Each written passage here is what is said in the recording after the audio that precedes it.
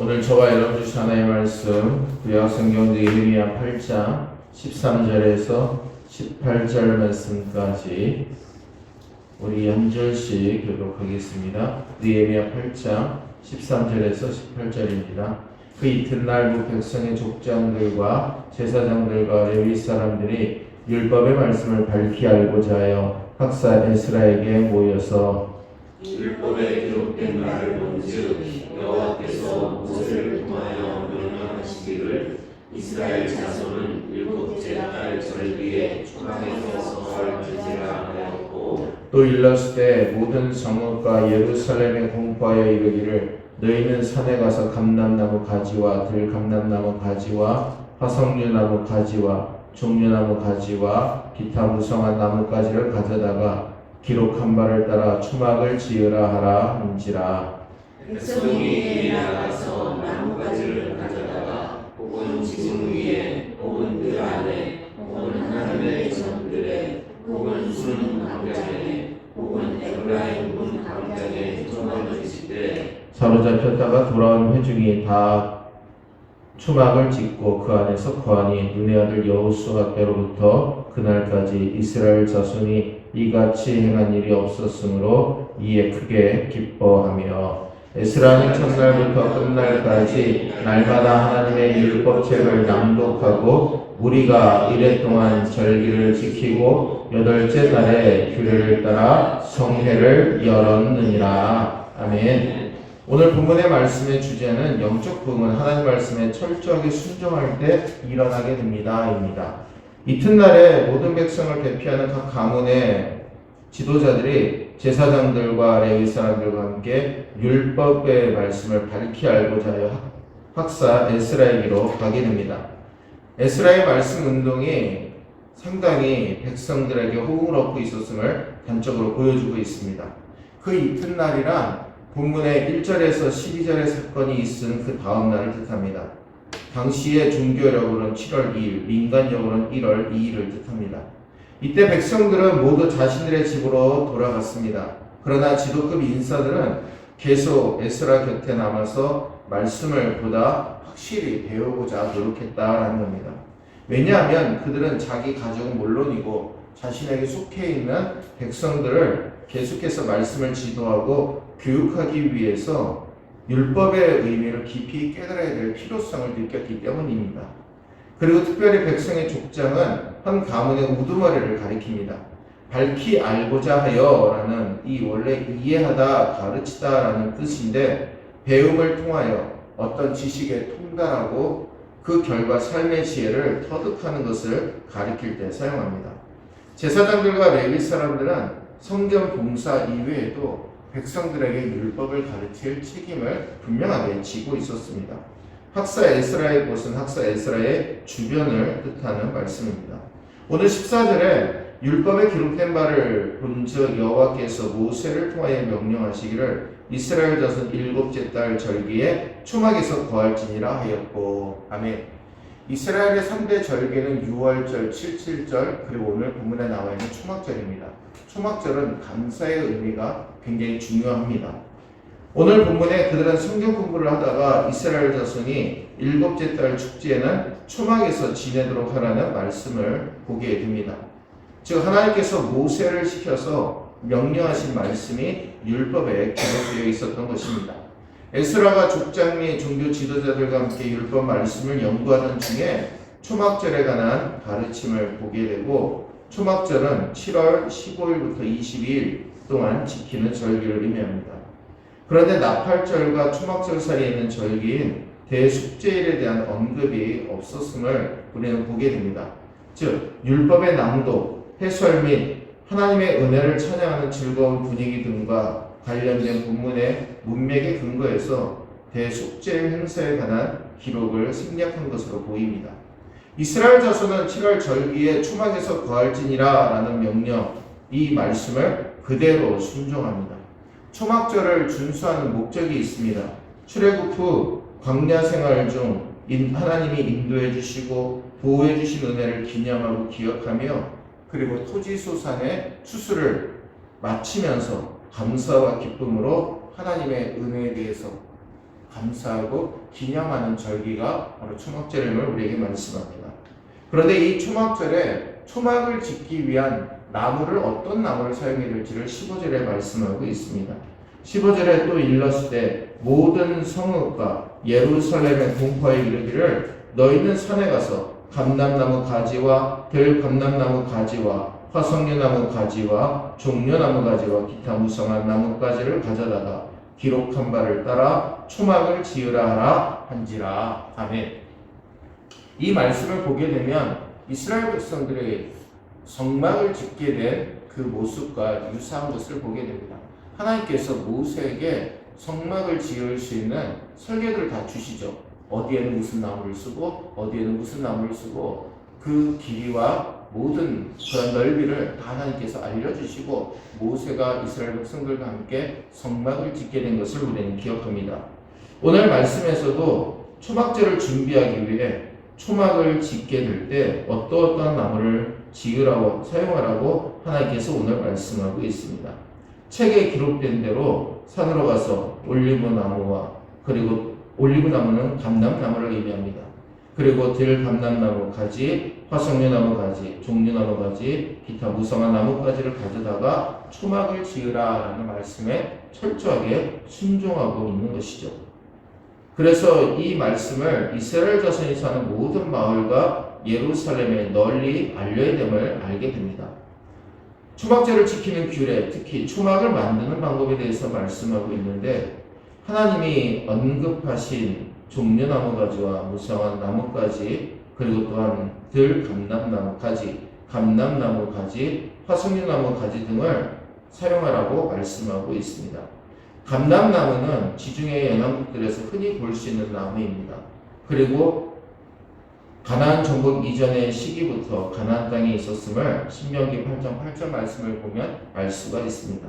그리고 들감람나무도 이 나무가 목재로 사용되었음을 열왕기상 6장 23절과 31절, 32절 말씀에서 우리는 알 수가 있습니다. 화석류라는 것은 나무에 둥지가 없는 관목의 하나로 잎이 무성한 상록수를 의미합니다. 그리고 팔레스틴의 종려나무는 그 높이가 성인 신장의 약 2배에서 3배 정도 되고 잎이 많이 달린 줄기 하나의 길이도 성인의 신장만큼은 됩니다. 그리고 기타 무성한 나무는 구체적으로 어떤 나무인지는 정확하게 알 수는 없지만 다만 잎이 넓어서 그늘을 만들기에 적절한 나무일 것으로 추정을 하고 있습니다. 오늘 16절 말씀 우리 함께 읽겠습니다. 백성이 이에 나아가서 나뭇가지를 가져다가 혹은 지붕 위에 혹은 뜰 안에 혹은 하나님의 전뜰에 혹은 숨은 광장에 혹은 에브라임 문 광장에 초막을 짓되. 아멘. 아무리 율법책에 초막을 짓는 방법과 그리고 또한 초막을 지을 나무가 어떤 나무가 필요하다고 기록되어 있어도 백성들이 그 말씀을 순종하지 않으면 아무런 소용이 없는 것이죠. 근데 오늘 이스라엘 백성들은 족장들의 말씀을 듣고 그리고 학사 에스라와 그리고 제사장들과 레위 사람들이 선포한 말씀을 그냥 흘려버리지 않았다라는 겁니다. 그 말씀에 절대적으로 순종해서 산으로 가서 그 나뭇가지를 꺾어다가 지붕 위와 마당과 하나님의 성전 뜰과 수문 앞 광장과 에브라임 문 앞 광장에 초막을 세웠다라고 말씀합니다. 오늘 16절은 초막을 지었던 장소들에 대한 언급입니다. 지붕 위에는 중근동 지역의 가옥들이 그 지붕이 평평하여 초막을 세우기에 적절했습니다. 당시 예루살렘에 살던 사람들은 자신의 집 지붕 위에 초막을 지었고 뜰 안에 초막을 지은 사람들도 있었고 하나님의 전뜰에는 다음에 두 곳과 함께 타 지역 백성들의 초막을 짓는 장소로 사용된 것으로 보입니다. 특별히 에브라임 문은 예루살렘의 북서쪽에 위치해 있었습니다. 그래서 에브라임 문 광장은 예루살렘의 북쪽에 있던 성전과 아주 가까운 문으로 알려져 있습니다. 오늘 17절 말씀 함께 읽겠습니다. 사로잡혔다가 돌아오는 회중이 다 초막을 짓고 그 안에서 거하니 눈의 아들 여호수아 때로부터 그날까지 이스라엘 자손이 이같이 행한 일이 없었으므로 이에 크게 기뻐하며. 아멘. 사로잡혀 갔다가 돌아온 모든 사람, 즉 바벨론의 포로로 붙들려갔다가 돌아온 사람들을 의미합니다. 이 모든 사람들이 초막을 세우고 거기에 머무르며 기뻐했다라는 것이죠. 사로잡혔다가 돌아온 회중이라는 말씀은 당시의 이스라엘 백성들이 하나님의 언약 공동체의 구성원이었음을 강조하는 표현입니다. 즉 이 말씀은 바벨론의 포로로 붙들려갔던 사람들이 야 너희는 포로로 붙들려갔으니까 우리 민족과는 완전히 별반, 완전히 우리 왕은 같이 관계도 하지 말아야 되고 너희들과 우리는 완전히 구별된 사람이야 라고 내치지 않았다라는 겁니다.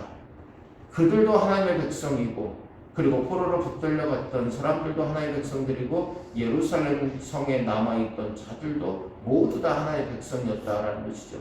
포로로 붙들려갔다 왔어도 그들도 하나님의 백성이었기에 그들을 사랑하고 그들에게 하나님의 은혜를 함께 나누는 이스라엘 공동체가 이루어지기 시작했다라는 겁니다.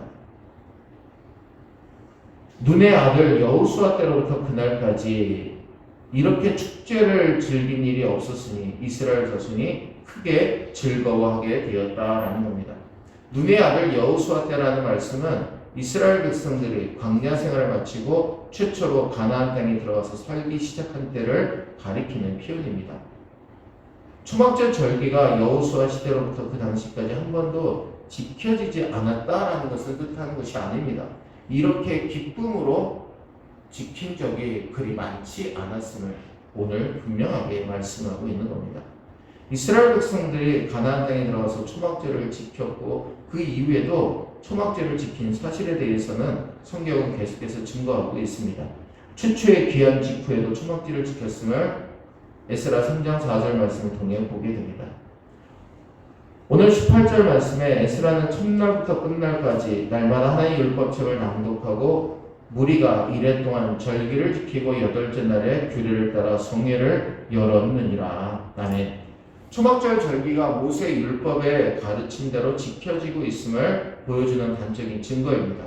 에스라는 첫날부터 마지막 날까지 날마다 하나님의 율법책을 열심히 읽어주게 됩니다.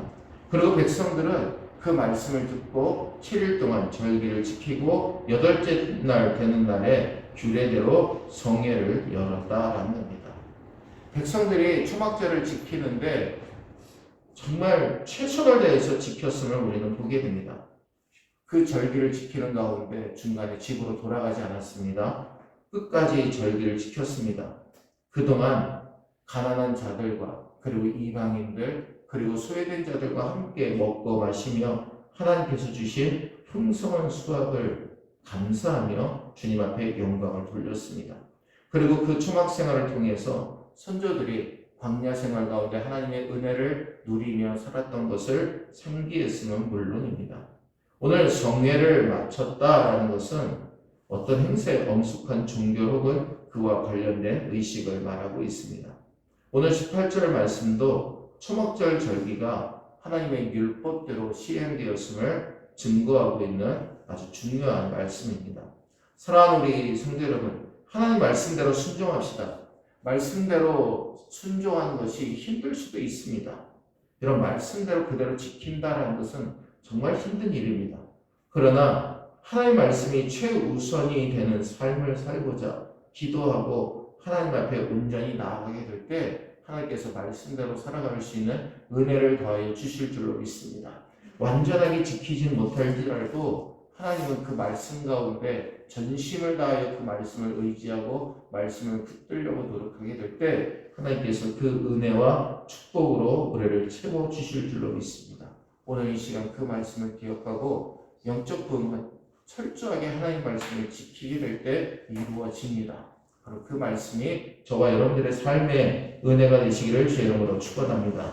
기도하겠습니다. 은혜로우신 주님 우리를 붙들어 주시고 함께하여 주시니 감사를 드립니다. 영적 부흥이 하나님 말씀에 철저하게 순종할 때 일어나게 됨을 오늘 말씀을 통해 깨닫게 됩니다. 주님, 이스라엘 백성들이 에스라 선지자의 말씀에 그대로 순종하고 그 말씀대로 초막절을 준비하고 율법책에 나타난 대로 준비된 나무들과 그리고 또한 그 나무들을 준비하여서 초막을 짓고 하나님 앞에 온전히 말씀의 절기를 지켰음을 오늘 본문의 말씀을 통해 깨닫게 됩니다.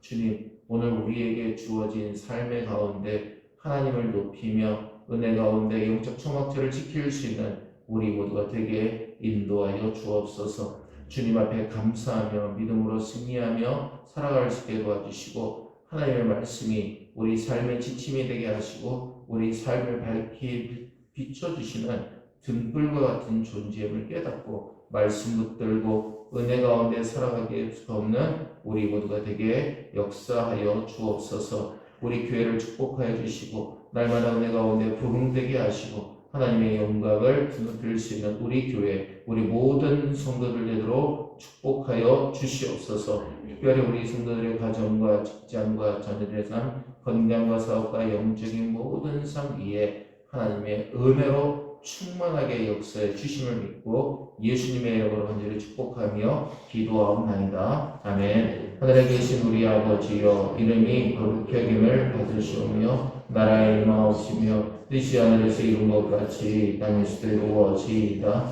오늘날 우리에게 일용할 양식을 주옵시고 우리가 우리에게 죄 지은 자를 사하여 준 것 같이 우리 죄를 사하여 주옵시고 우리를 시험에 들게 하지 마옵시고 다만 악에서 구하옵소서. 나라와 권세와 영광이 아버지께 영원히 있사옵나이다. 아멘.